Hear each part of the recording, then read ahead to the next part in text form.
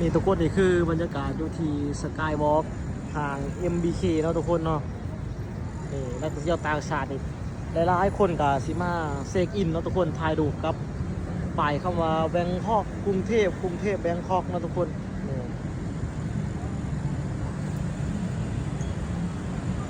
มือนี้ก็มีขบวนเสด็จเนาะทุกคน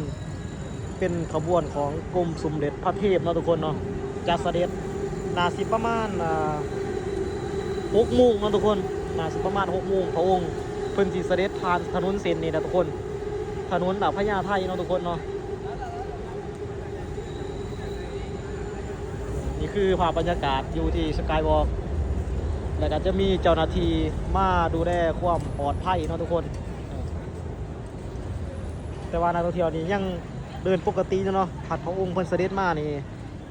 เจ้าหน้าที่เพิ่นสิกันไว้เนาะทุกคนเนาะกันบ่ให้ผู้คนที่เดินอยู่ข้างบนเนาะทุกคนเนาะบ่ให้เดินเพ่นพาดอยู่ข้างบนนะทุกคนเป็นกสิกันไว้เนาะแต่ตอนนี้พระองค์ยังบ่ทันได้เสด็จมาเนาะโอ้คือคืนสุดๆทุกคนรถไฟ